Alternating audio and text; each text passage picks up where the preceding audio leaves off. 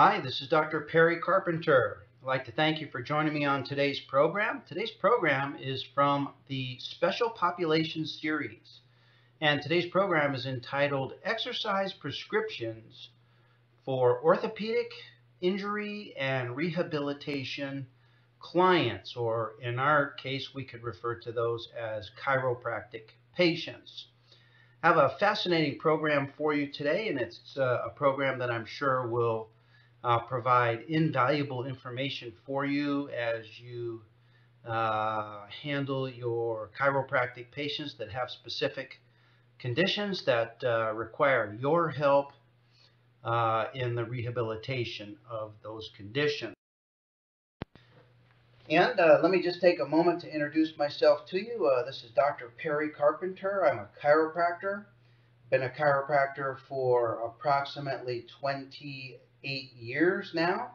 I graduated from Palmer West College of Chiropractic. And throughout the years, I've taken many different types of continuing education courses. And I list for you here some of the courses that I've completed that qualify me to speak on today's topic. And specifically, I'm going to be making extra reference today to materials derived from the National Strength and Conditioning Association, of which I'm a member.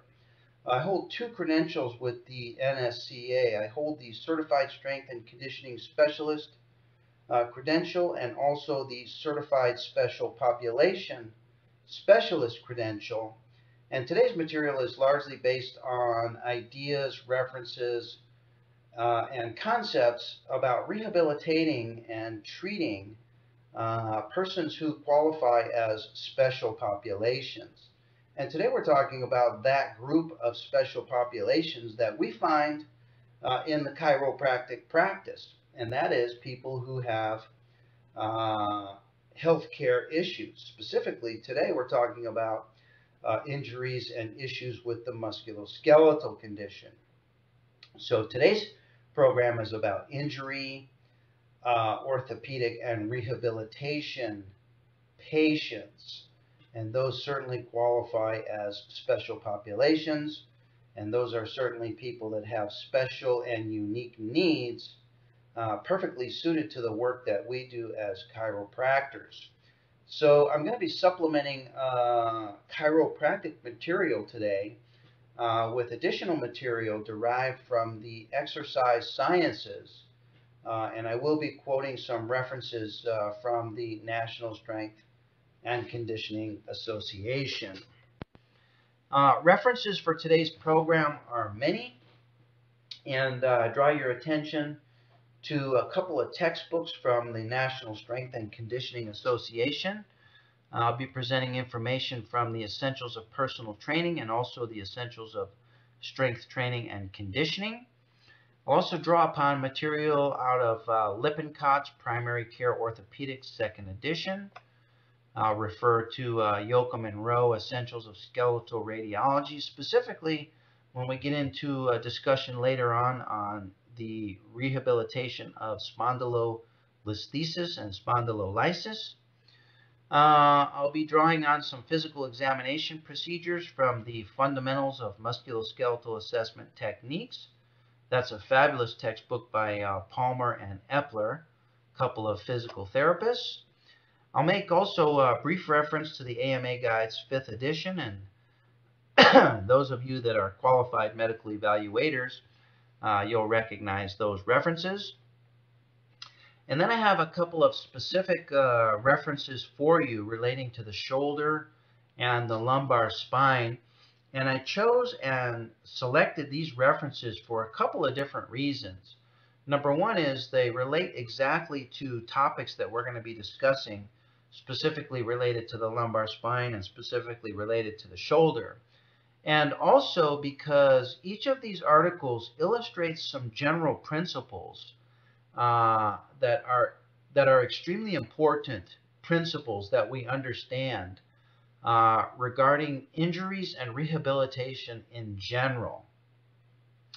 And I'm going to make early references to each of these principles early in the program. And then when it comes time, when we get to the lumbar spine section and when we get to the shoulder section, I will reiterate these principles by drawing upon these references, specifically as relates to the region that we're considering, whether it be the shoulder or the lumbar spine.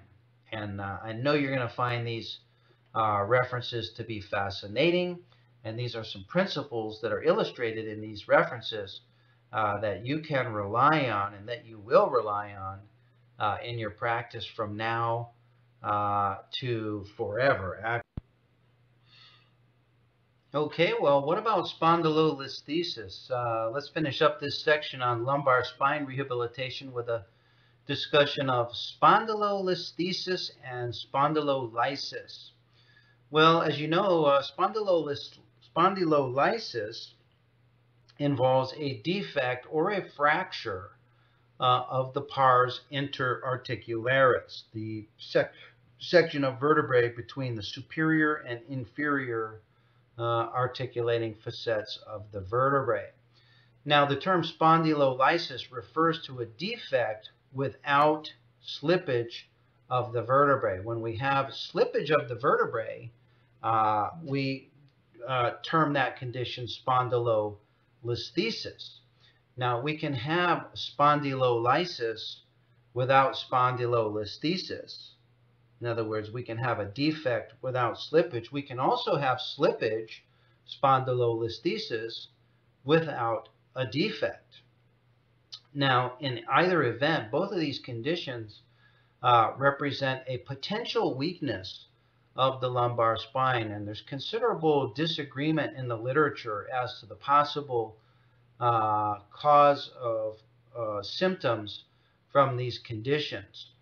But many times in chiropractic offices, because we see patients with lower back pain, spondylolysis and spondylolisthesis are conditions that we frequently encounter in our day-to-day practice. And it's my opinion that in the absence of any other significant positive findings, spondylolisthesis can be a painful pain generator of the lumbar spine, both with and without defect and with and without slippage. So let's consider from here on forward spondylolisthesis cases, and those cases that present to us with at least some degree of slippage of one vertebrae on another, whether or not that involves a defect or a fracture of the pars interarticularis. Okay, so we have an examinee coming in with lower back pain, and we take an x-ray including posterior obliques of the lumbar spine, and we identify spondylolysis and or grade 1 of spondylolisthesis. Now, many times these findings are encountered coincidentally, and the examinee or the patient may or may not have any pain associated with these findings. The examinee or the patient may have no physical exam findings.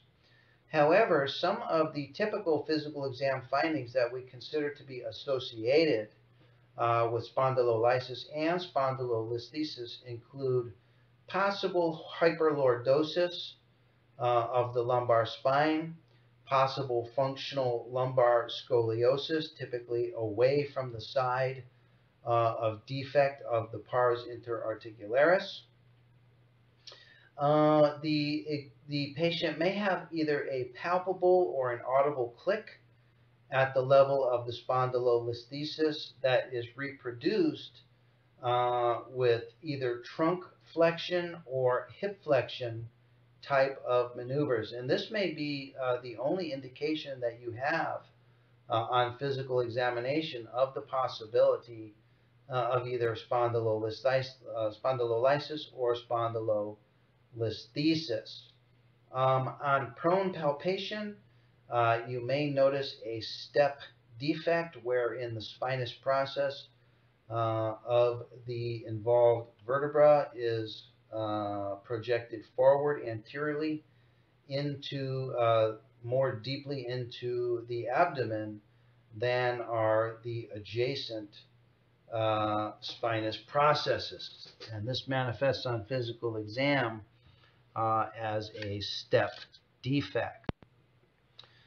Other physical exam findings on progressively advancing slippage of the vertebrae, such as grade 2, grade 3, and grade 4 spondylolisthesis, could involve hip and knee flexion contractures due to tight hamstring and tight hip flexor muscles, lumbar hyperlordosis due to tight hip flexor muscles. The neurologic examination is usually normal, but sometimes these advanced spondylolisthesis cases will present with a distinctive gait disturbance similar to a Trendelenburg gait, with the exception that the Trendelenburg gait is bilateral. It's bilateral due to weakness of the ipsilateral gluteus medius muscles, and this manifests in a distinct gait disturbance known as the pelvic waddle. Pelvic waddle is nothing more than a Trendelenburg gait that is manifested bilaterally. So, with that as a brief description of spondylolisthesis and the physical exam findings for spondylolisthesis, what can we do? What can we do for these people? Well, the exercise and movement contraindications for both spondylolisthesis, spondylolysis and spondylolisthesis involve any type of maneuvers that involve repetitive and loaded lumbar extension. Now, we had contraindications to lumbar flexion with the disc injury cases. Here with spondylolisthesis and spondylolysis, we want to avoid loaded lumbar extension positions because lumbar extension directly compresses and loads the defect in the pars interarticularis and further drives the spondylolisthesis into anterior slippage. So here is a graphic that shows a patient doing some overhead stretches and or overhead lifting exercises. And you'll notice that the axis of rotation at the hip drives anterior as the load goes overhead. And as the load goes overhead, the lumbar spine is driven into lumbar extension. And this would be an example of one maneuver that would be contraindicated in these types of cases. So that's an example of overhead squats. Also contraindicated would be deadlifts, would be squats, and would be leg press exercises that drive the lumbar spine into extension at the terminal position. Some things that are beneficial for spondylolisthesis include exercises with the lumbar spine supported and thereby protecting the lumbar spine from going into loaded or repetitive extension positions. So, for example, seated exercises, supine exercises, prone exercises, and other positions that support the lumbar spine and prevent repetitive extension. In those cases where there's contracture of the psoas muscle and resultant lumbar hyperlordosis, we can implement psoas stretching exercises as well as abdominal exercises, the combined effect of which is to reduce the lumbar lordosis. And then any of the other spinal and segmental stabilization exercises in lumbar spine neutral position are going to be beneficial for reestablishing neuromuscular and intersegmental control of the lumbar spine vertebrae. So, for example, we have quadruped arm and leg raise exercises. We have front and side plank exercises. We have supine torso rotation exercises. We have the fireman's chop exercises.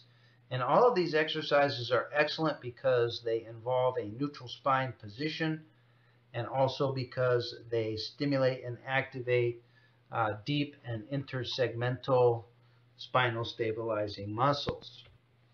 So here is an example of the front plank exercise. This involves an isometric contraction of the abdominal and erector spinae and deep spinal stabilizing muscles.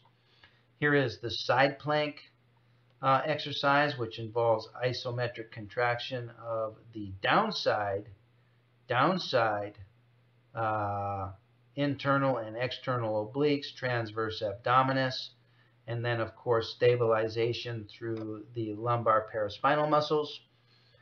This is an excellent exercise known as the torso rotations, and this will be a user-friendly exercise for most all lumbar spine conditions, with the possible exception of lumbar spine disc injury condition.